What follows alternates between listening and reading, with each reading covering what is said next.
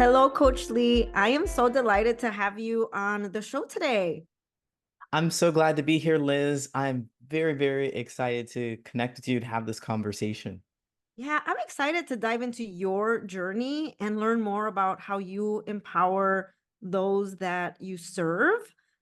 So I would love for you to share a little bit of your backstory and what led you to focus on helping others build meaningful connections. Well, oh, thank you. So I was absolutely terrible at it, just the worst. And I didn't even know that I was terrible at creating meaningful relationships. I just knew that I grew up in a family in which there was a lot of, now I can call it dysfunction, but we weren't really talking about our feelings. We didn't have those happy endings that you see on the 90s TV shows. Mm, Like I grew up in the 90s. And I would watch Fresh Prince and Full House and all those lovely wholesome shows where they fought and they recovered in 30 minutes. The conflict was over. And I was like, what's going on with this in my family? Why isn't this working? Why aren't we talking to each other and loving on each other? And so I decided that I just didn't want that. I wanted what was on TV.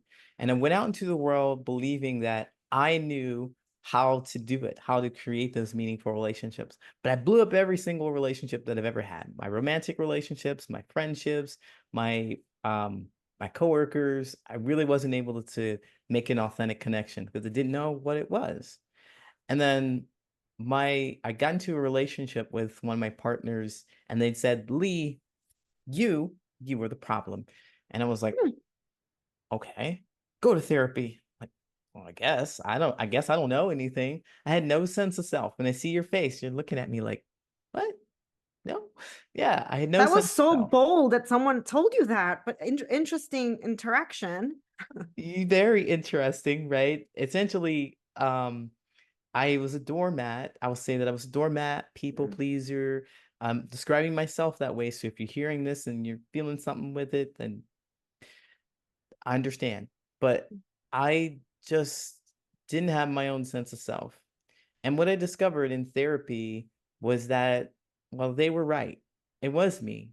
I was the problem because we're all the source, we're all the solution. So I learned in therapy how to manage my feelings, that other people had feelings, and how to express them with other people. And that was really the key to making those connections that I wanted. So after I left therapy, I got kicked out after 4 years because I started asking questions the therapists didn't have answers to. I graduated. I think everybody needs to graduate from therapy. But I graduated from therapy and I started realizing that I want to make friendships. Like, all right, I've got the skills, I've got the tools, I'm gonna go make friends. And I try and I go out there and I realize that vulnerability is the key. So now I understand my feelings and I want to share them with other people. But other people are like, whoa, whoa, Yeah. nobody cares about this. This is too heavy. I'm not going to share my feelings. They're not going to, they didn't know how to do it. This is what I picked up. So, as part of my origin story, I went through this process of learning more about myself, moving from place to place to place because I thought my friends were physically in different places, and that wasn't the key. It was learning more about myself. And then I learned more about myself. I wanted to share with other people, and I realized that they didn't know how to do it or how to receive it. And that's when I started my coaching business because everyone's screaming from the top of their lungs, I want meaningful relationships. I want good friends. Well, here's what I discovered how you do it. And so I put it into a three-step coaching program to help people understand. Yeah, and thank you for sharing that. I love that you said that's your origin story. I feel like our backstory, our experiences really shape where we pave our career or just the work that we do. And Hmm. that's why it's so meaningful. And that you were able to share that, with us, with me. It's very powerful. And it's very interesting because you knew that there were things that weren't working, and like Hmm. you said, the upbringing. I'm also a 90s teen with, Yeah. growing up with what relationship look like that are not real. And then you enter the real world and you're like, okay, what's going on? But I love how you talk about it. It's like you really have to tap into your real authentic self. And that's a journey on its own It uh, is. to be able to do that. So building connections and meeting people and being your authentic self, like that can be a very intimidating process. Your coaching approach revolves around authenticity and vulnerability. How do you help clients break free from that fear of rejection and embrace their true selves?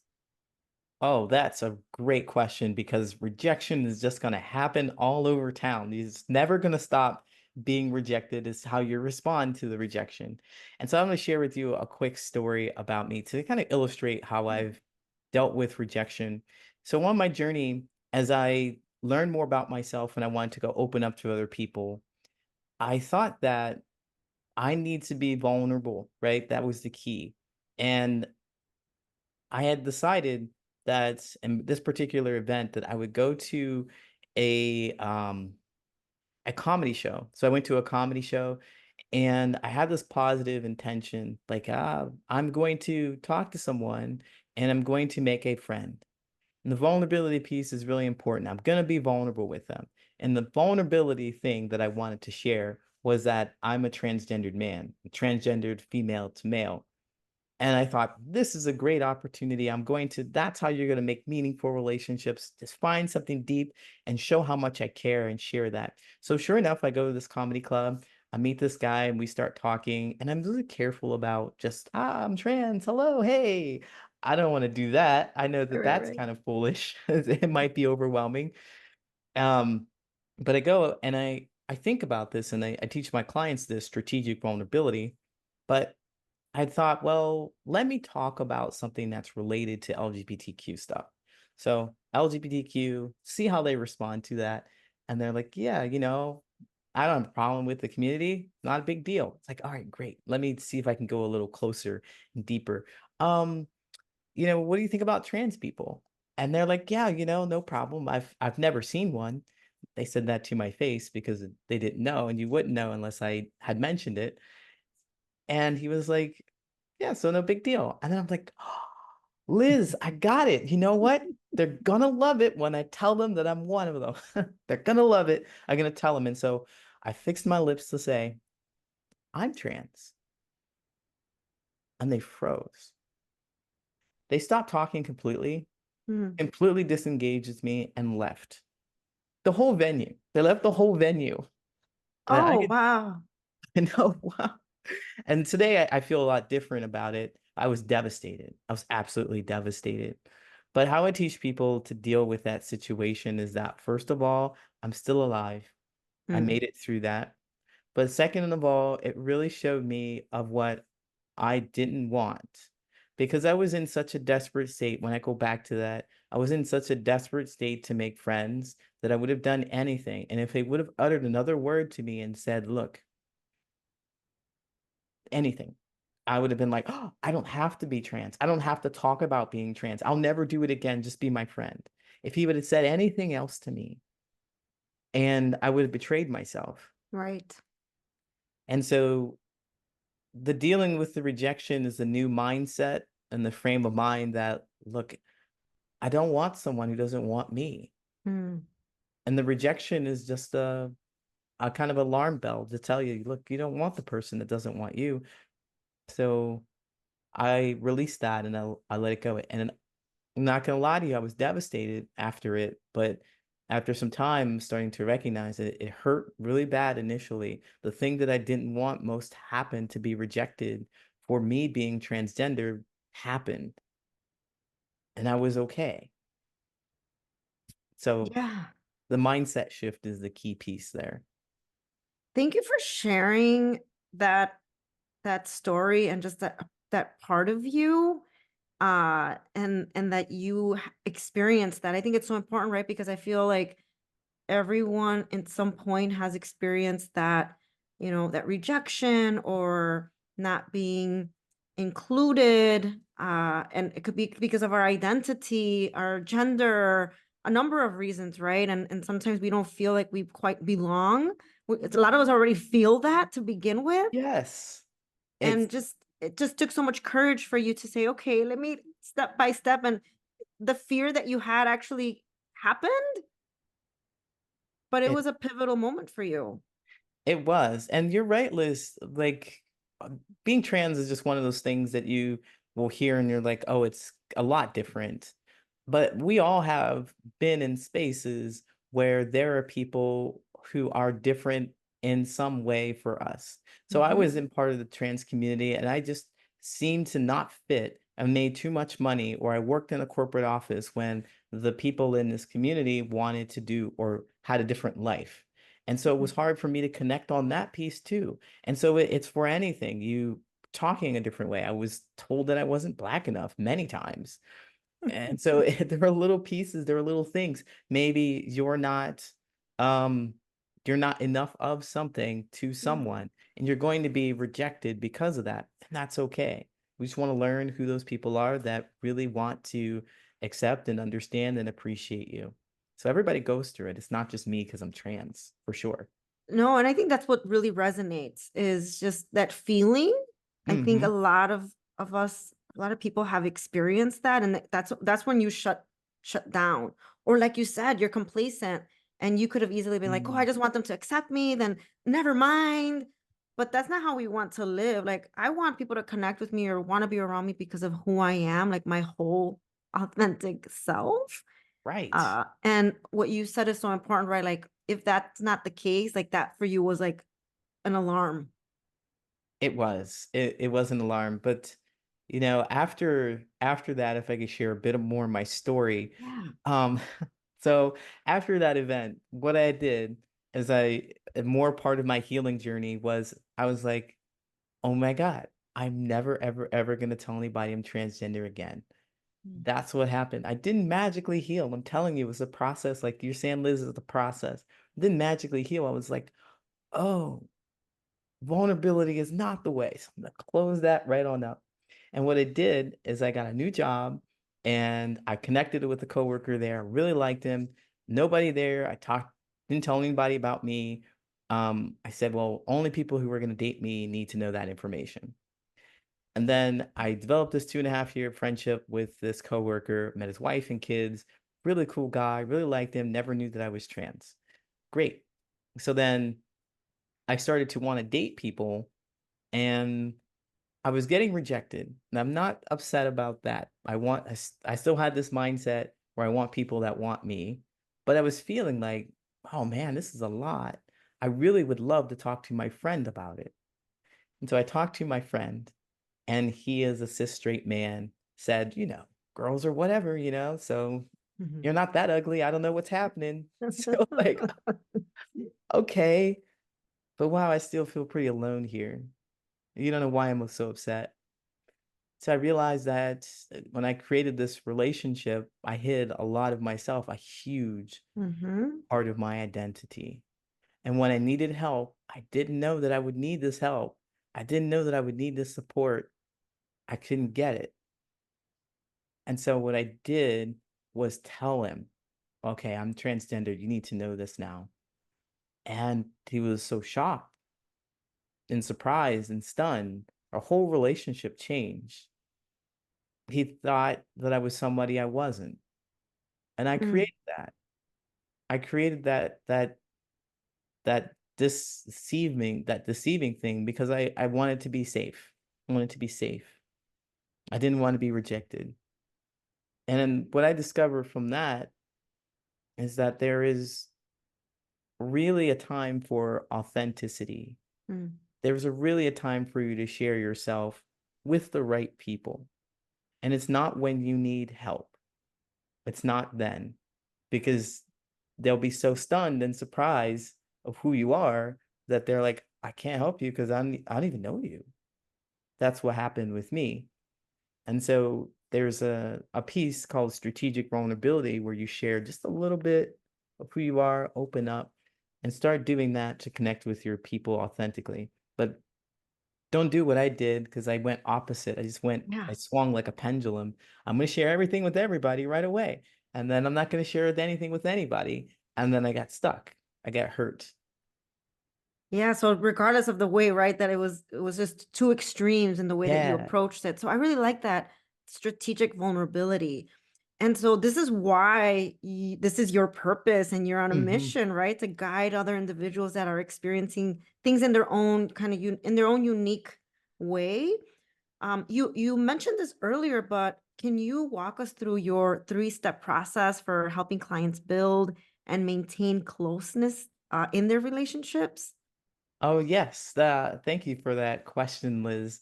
So, the three-step process is really understanding more about yourself first. You can't go anywhere unless you understand. You can't really connect with other people unless you understand those things about you.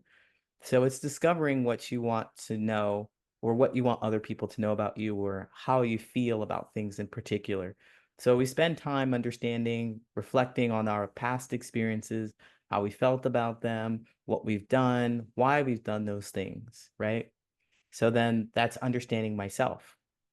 The second step is to kind of organize that into what I want and what I don't want. I call this the three-step, yeah, the needs, negotiables, and nevers. We want to put those in the needs, negotiables, and nevers. Those are boundaries, essentially. So we had all these past experiences. Essentially, it's like you tap, tap, tap, get them out of Mm-hmm. your head, get them out of your head, dump them on a table, and sort through those things. What is it that you like about this experience? What do you not like? I need to have this experience where people are supportive of me. I need to have this experience where people are friendly, where people will call me, where people will reach out to me. I need to have my friends do this for me, or my job, or my career, however it looks, whatever it is. I need this. And then I never want to have these things. I don't want to be disrespected or cheated on. I don't want to be told that I'm less than. Those aren't experiences that I don't want to have. And it's really important to make sure we categorize those because everyone wants to categorize them into the never piece like Mm-hmm. I or negotiables rather. I can negotiate whether or not they're kind to me. I can negotiate whether or not they raise their voice at me sometimes in some places. Really be careful with that because there's sometimes it's never appropriate and you have to Yeah. stick to that. Yep. Sometimes you really need people to call you when you're crying or when you've broken up with someone or when you had a really bad day at work. It's a need to have that. It's not acceptable for people who you call close to you not to be able to do that for you. So that's step two, where we're discovering our boundaries. And then step three is to share that with other people. We're lacking the language to say what it is that we need. We don't know how to do it because we're really not been taught. I want to treat someone, I want to be respected. Well, what does respected look like to you? Can you say the words to them? Can you give them the actionable steps to say, this is what you can do in this specific situation? So when I had a really bad day at work, this is what you can do to show me respect or appreciation or consideration. Maybe you can talk to me about it. Maybe you can be curious and ask me. Need to be able to tell that person because other people I discovered don't know. They do not Mm-hmm. know what you need.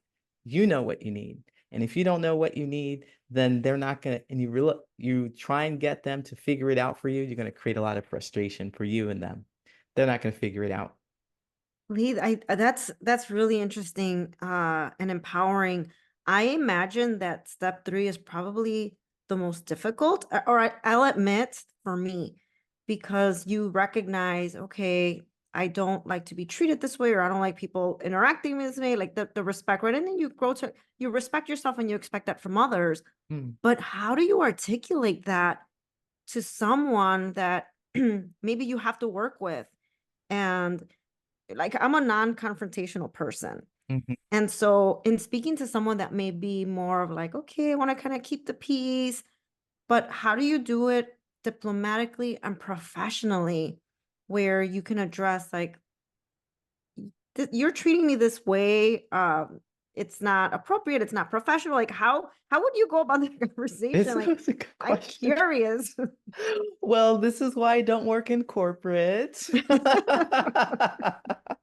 But it's a really great question because there is a technique to do all of this stuff. There's a way to talk to people who are really close to you and they're their family members, and you can just be blunt and straightforward with those people. But a little more delicacy is required when you're in a professional environment and you're trying to keep the peace. What I like to do is to focus on the mission of the company and I really like to tie where their actions and behaviors are impacting me and how I may serve the mission of the company, which is supposed to be in line with their goals too. Yeah. So, for example, um, I had somebody had asked me to do a task that would take it in an unreasonable, to me, it felt like an unreasonable amount of time, just in a few weeks. They wanted turnover for something which probably should have had 2 months planning to turn it over to get it done. And they had said, and they put a bit of pressure on me saying that, look, we really would love for you to get this done. If you could, it would be really helpful for the business, how it would be. And I thought, well, I also have other tasks and things to do that are also impacting the business. And I had to do the legwork to share how the request wasn't really in line with how the company would be successful, like the energy that it would take for me to do the task would take away from the ultimate goal of the business. And so pointing that out to them got them to back off a bit. But if this is a chronic thing that continues to happen, it's really important that you recognize that you don't want to be in a place where people don't want you or they continue to demonstrate that. Um, and also, if I could go back really quick about the the project, I laid out what could be done in the future to make sure our processes are successful. Mm. So just keeping it really strictly business, talking about the processes. So if you want this event next time to be successful, here are the things you can do instead of pressuring me or instead of saying that all of a sudden we need this. But I want you to be successful. We all want the company to be successful. So try to align on something that keeps the peace and the focus and less personality in it. Yeah, I think that's very insightful. That's great advice. And just kind of going back to the mission and the goals of the organization. That's very helpful. I'm Uh, glad. It's not something that I prefer to do. That's why I'm not in corporate, but if you are there, you do that, make sure to take care of your feelings while you're there. And I think it's in any industry where you're working with people, right? Where you're part of a team and you're Yes. collaborating. And I think that this is why I'm enjoying this conversation because relationships can be tricky and you want to be a professional and you just want, you want to get to the goals of what Yes. you're doing. Like what are the ultimate goals and who are you serving? And you want to be Mhm. effective and give your 110%, but you're also managing people, Man. personalities, emotions, but like you said, like taking away the personal and thinking about the mission of the organization. Those are Yes. some really key takeaways. Yes, and if I could add a little more to that, if I could just Yeah. apply that three-step process to it, it's really, Yes. really one, knowing how you're feeling about this situation. Like if someone presents you with a situation and you feel uncomfortable or angry, um, realizing how you feel about that. Did the needs, negotiables, and nevers thing? What's going on with that? Based on the kind of conversation or interaction you're having, need, negotiable, or never. And then think about what you would prefer to have and make sure or think about what you how you would prefer them to behave. So I'm getting a little deep in here, but is this Go okay? for it. Okay, Yeah, that's go for okay. it. Yeah. I prefer to tell people what the behavior was, what happened. All right, you came to me with a rush project and how I feel about that. Well, I feel like you don't value my time or me. And then what you can do in the future or what could be done in the future. How could we fix this in the future? Um, and help them understand like the second piece where we're talking about how I feel about it, you can tie that to how it impacts the company instead. And then this is what we can do about it. This is how you can get your result and I can get, feel heard, understood as well.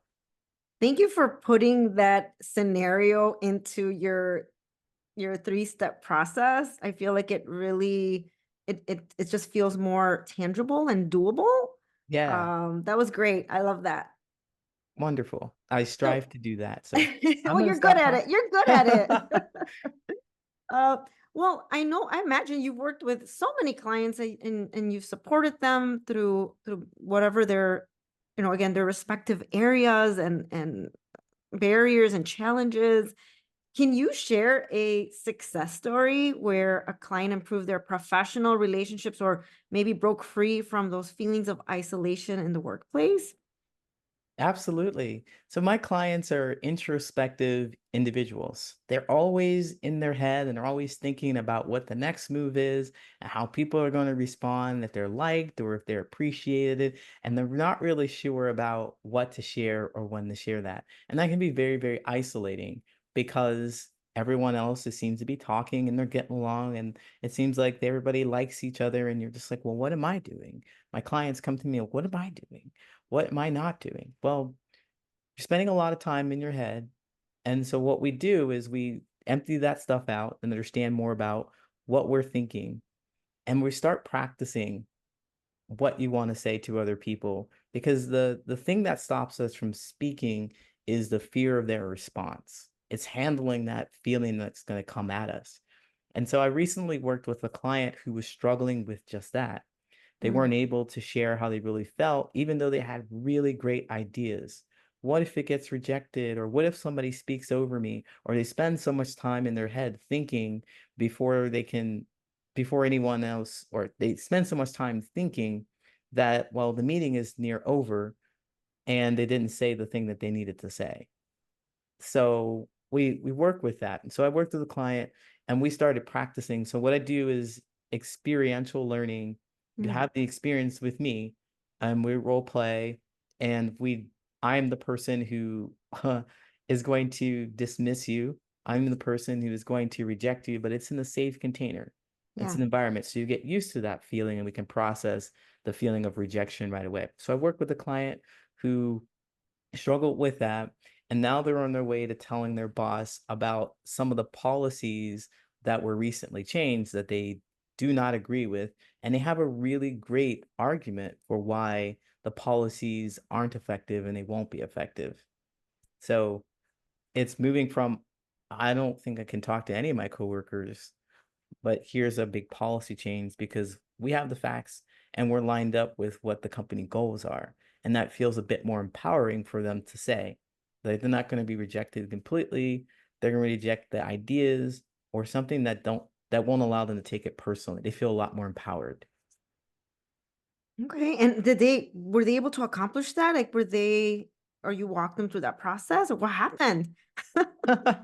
Well, I'm speaking about a current client right now. Okay. And so Okay. they're So that's going, a, yes, they're going through the process now. And just between you and me and everyone who's hearing this, yeah. um, based on what my client has said to me, it it is a tough sell. It's a tough Yeah. sell. But the key is that my client opens their mouth up and they say the thing in the first place. Mm-hmm. They Mm-hmm. face that rejection because it's not the end of the world. It's a good idea. They have sound logic behind it. So I'm rooting for them, but the lesson is not in the actual making of the change of the environment. The lesson is making the change of the self. Absolutely. And that's exactly kind of what I was saying. Like it's not necessarily the outcome, but that they experienced their vulnerability to voice their opinion, right? Yes. Because like the fear of actually just saying something, that's a huge step. That is. And to your boss. Yeah, especially, right? Your boss. Right. Yes. I think that's huge because then, like you mentioned, and I love the whole idea about role playing is experiencing the rejection because I feel like that kind of gives you a little bit more strength when you approach a situation again. Like you said earlier, like I'm still alive, I'm okay, Yes. right? And so I'm going to have the courage to speak up and maybe the outcome might be different, but you give them the tools to actually attempt. Absolutely. And then after the attempt, you process, the more feelings show up, process it. Oh, Mhm. I was successful or I wasn't. What happened? And handling those things. So role playing has really been important for me. I did it in group therapy, and I'll never forget that one time the therapist had said, "Hey, say this when you And I described the situation. I was doing the role playing. Say this, Lee. And I was like, and I said something completely different than what they told me. And they're just sitting right next to me saying, say the words. And I just couldn't because I was so wrapped up in my own emotions. You become paralyzed. Yeah. Do you have like any strategies when someone's like, okay, I'm ready, I want to voice my opinion, I want to say something, but they're experiencing that paralysis? Yes, I do. So getting it out is the first piece. You know how you have something that floats around in your mind and you're thinking it for a very long time, and then when you say it out loud, it sounds a lot different. Mm-hmm. Practice saying it out loud into the space, into the air. You don't need to say it to anybody but yourself. Just practice it, and it feels like I said it. That's real. Yeah. And you'll go through the shock of that. But then you say it again and you go through the process of being just able to say your thoughts, your real feelings out loud. And then you deal with, saying them to people. Eventually, you'll get to that place, but start with that. That's a great exercise. Thank you. You're Uh, welcome. I can just see your clients being, empowered by you, inspired by you, and learning so many strategies in their development. Yeah. And I know you have a lot going on and you do a lot of great work. Can you share of any upcoming projects that you are excited about? Absolutely. I am always doing a lot of things. I have my own podcast. I go live every Monday, Wednesday, Saturday, so I can share information. That's on TikTok, YouTube, Facebook, LinkedIn. And then I also love to bring people together. I have summits that happen twice a year. I have one that happens for your personal life and one that happens for your professional life. The personal one is the Love Yourself First conference that happens the weekend before Valentine's Day. See what Hmm. I did there, right? Yes, I love it. And then the second one is upcoming. It's called the Social Connection Summit. And this one is for professionals to develop professional relationships. And when you come to this event, you're going to get the best information that is out there. All my speakers have actionable steps because we want you to be inspired, but we also want you to take action. So there'll be three things that you'll walk away with. You'll walk away with inspiration from speakers. We have sales coaches, we have marketing coaches, we also have business lifestyle coaches so that you're not burnt out. Sales just isn't for selling a product, it's for selling ideas to your superiors or to your supervisors. Marketing is the same, it's getting business or getting people to recognize the value of your ideas within your company. It's not just for marketing a product, but essentially it's building relationships and letting people know about the goodwill, the good ideas that you have. So those are really important key pieces. So you're going to get inspiration from those as well as actionable steps. You're also going to be able to meet other people. We have curated breakout sessions. I'm really good at helping people create those meaningful relationships. So meet your peers and talk to them about the experiences that you're having. And then third, if you would like to get one-on-one coaching from one of our world-class coaches, you're able to do that too. So there'll be times where you can go into a breakout session for 30 minutes to get even more actionable steps. You heard someone speak on stage, really liked what they said, and now you want to sit down and listen to an actionable step plan that they have, especially for you, you can do that. So at the summit, it is my biggest desire to have you understand more about yourself, take these steps and lessons away and actually do something with it. If you come to this event, you will be changed. That's the key. Take the actions to make the change. Yeah, so I will add that information in the show notes, but can you share a little more about when the summit takes place and where? Because I mean, we're in Chicago. Oh yeah, I guess I just wanted to keep it a mystery, get you all excited and tell you Yeah. nothing. It's happening September 25th and September 26th. It's going to be virtual, so it Okay. happens from 10 a.m. to 2 p.m. 10 a.m. to 2 p.m. Central Time, both days. So that's on a Wednesday and a Thursday. Fantastic. Yes, I'll add that to the show notes. So for those who are interested, so the timing of our chat is perfect. Um, okay, so Can you share any resources or book recommendations for listeners interested in taking a deeper dive into this type of conversation that we had about building meaningful relationships?